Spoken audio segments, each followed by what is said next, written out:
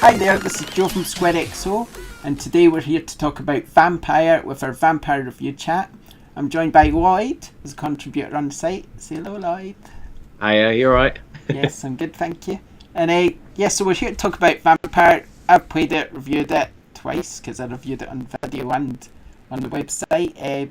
Lloyd's played it, because we managed to get him a copy, so we can both have a good chat about it. If you enjoy our videos, please remember to like them and subscribe. And you've got even more reason to do that, because I'm quite pleased to tell you that we have a copy of Vampyr to give away. So yay! So to win a copy of Vampyr, what you need to do is quite simple really.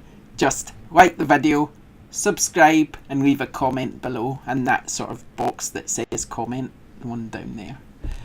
If you're watching on our website, of course, then you'll need to head over to YouTube to do that. Although I might let you away with leaving a comment on the website too. Why not? And if you want to follow us on Twitter before we start, it's twitter.com/square_XO, our website squarexo.co.uk, and you can back us on Patreon too at patreon.com/squarexo. Right, I think we better start now. Now that we've got all that out of the way. Housework. Okay, so Vampyr. Right, I'm just going to let Lloyd tell you what he thinks about it, and I'll just chime in with my thoughts too now and again. So, yeah, Lloyd, what are your initial thoughts, or what do you think of it from what you've played? Yeah, playing it, I was expecting more of a sort of, I don't know, because it's coming from Dontnod, I was expecting a highly choice-based game. What I wasn't expecting was the depth of the choices in the game, and I think the choice permeates everything in Vampyr. So you've got the choice as to, you know, who to kill, who to spare. That's quite a sort of binary thing that sort of pulled from other franchises like Dishonored, that kind of thing. But with actually, you know, the way it goes is so granular into where you kill someone can affect how good the upgrade tree is from where you are now to the leveling up process and what you then improve. Or you can choose to spare everyone, and then you just don't get the chance to level up because you haven't taken a life, and you level up by taking lives. It's mind-blowing that this game has sort of come out of nowhere from a studio known for an episodic sort of Telltale style adventure to sort of come out of nowhere and be just so. It is really like a tree of choices. There are multiple endings, you know, and it's that sort of AA budget game that has those AAA aspirations, and it actually ticks a lot of those boxes. Yeah, I mean, I totally agree. I mean, I have to admit, I thought to myself, Vampyr, nah, I'm going to let that one pass me by, I think. And then I got a code for review, and obviously I was still thinking, not sure about this one. I mean, I love Life is Strange. I've completed all the episodes of both games, and I think it's brilliant. I can't wait for the next one, in fact.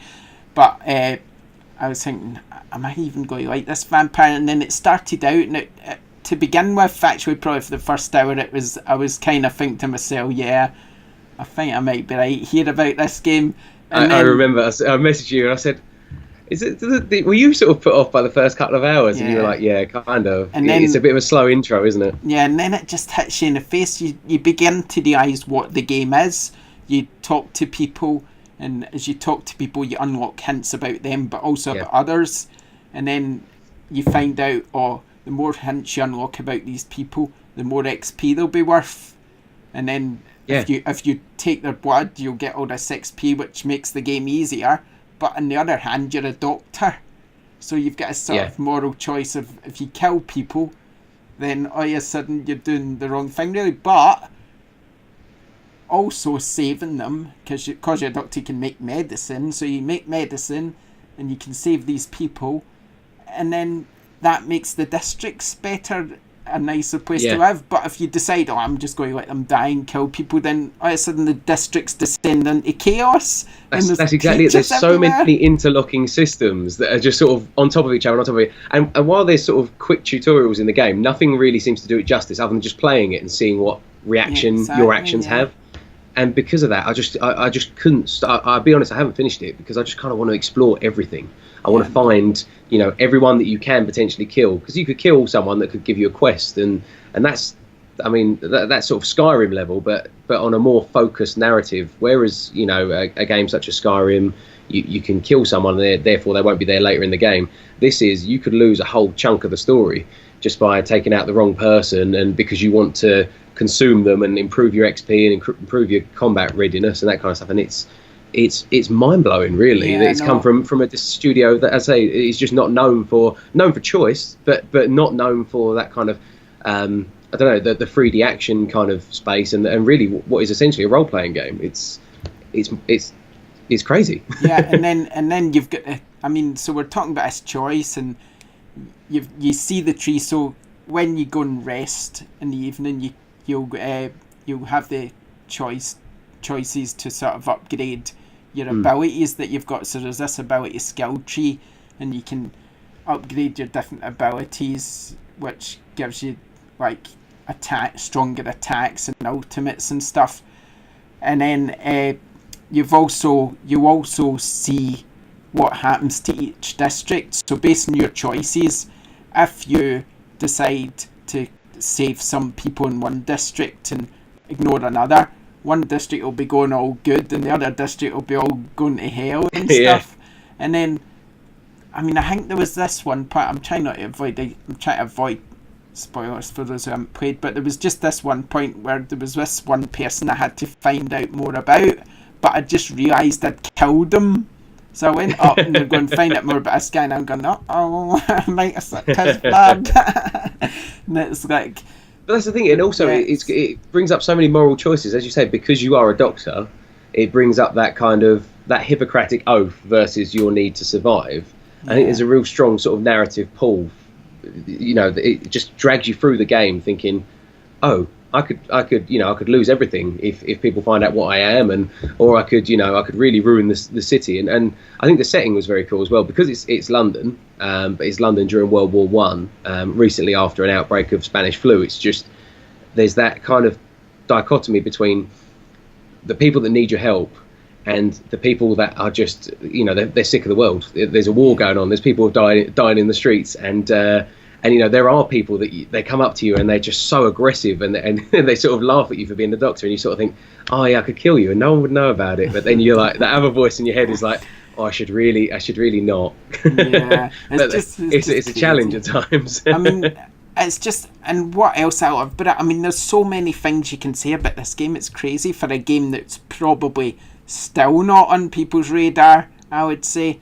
As like I alluded to earlier, even like killing people makes things easier. You can't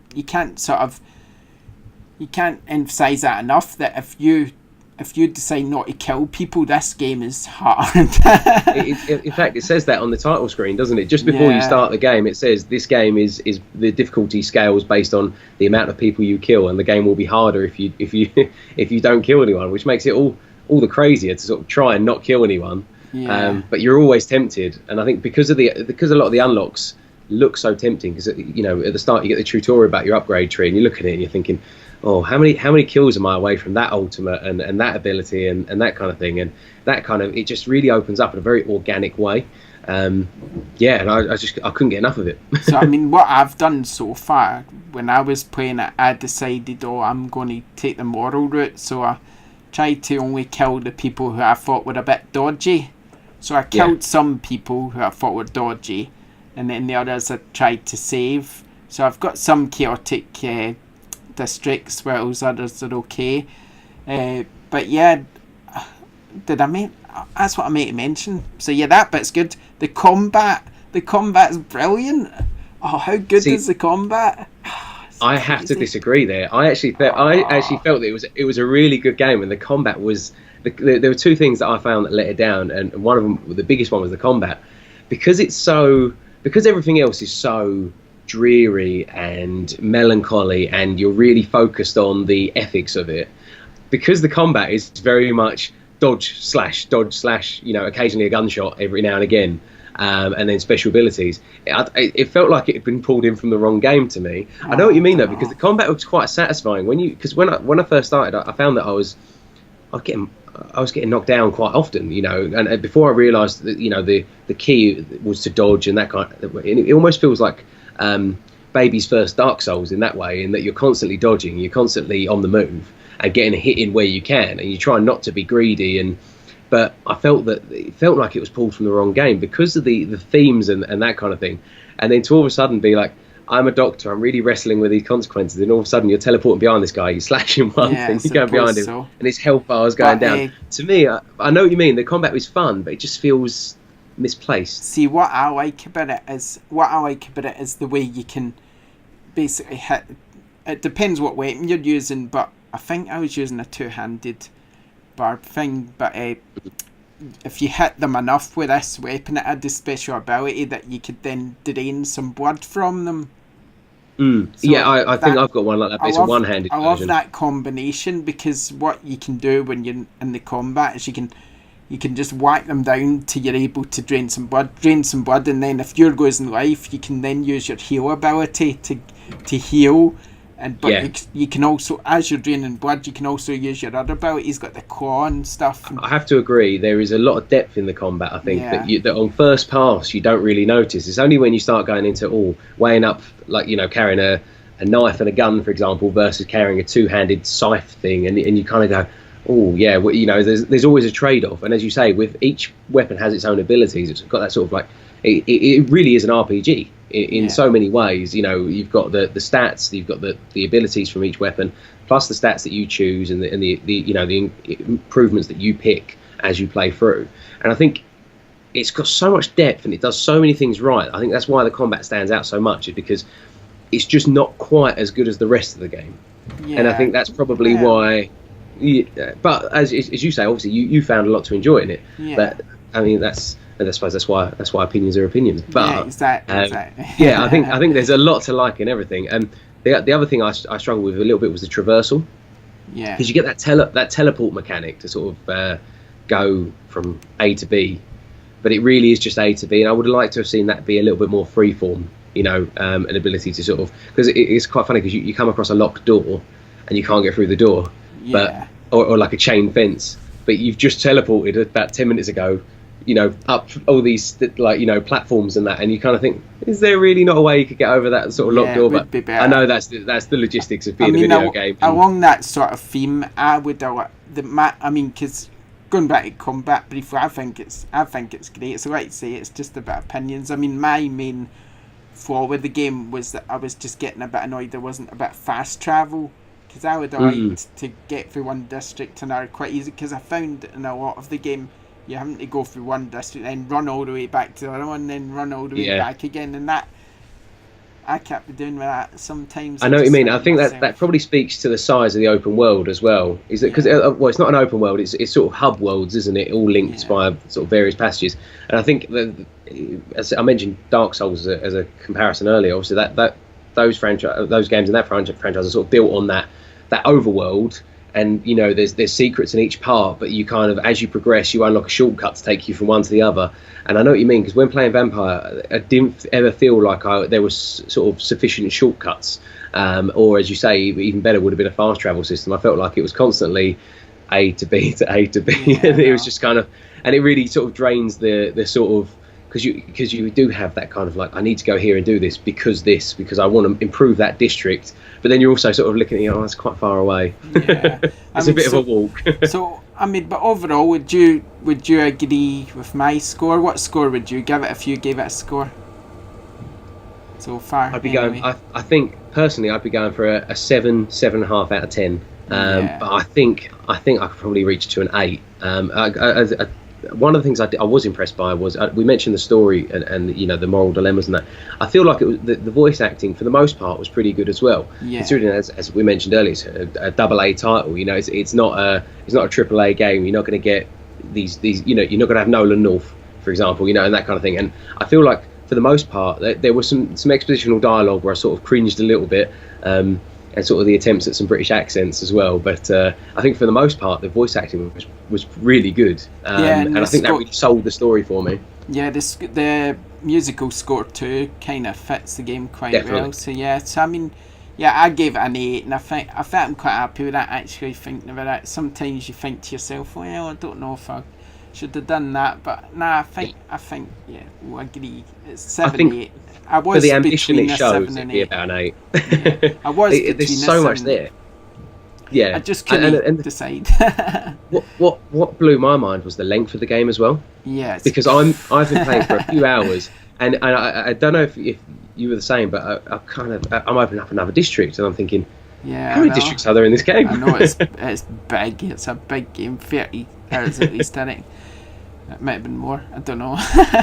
and especially when you think of the replayability to go back and try again with other options and try different upgrades or try and just not killing anyone or killing everyone and it really is quite there's a lot there for you. Yeah. I hesitate to say it, but there's a lot of bite for your buck there. Yeah, there is. And I mean, I think just sort of to wrap up, I think if you don't own it, you should give it a go. I mean, because it's definitely, to be honest, I was on the fence, and it's completely changed. It's one of those games that you just probably shouldn't miss out on, and I know a lot of people probably will miss out on it, and it's a shame really, because I think you should give it a go.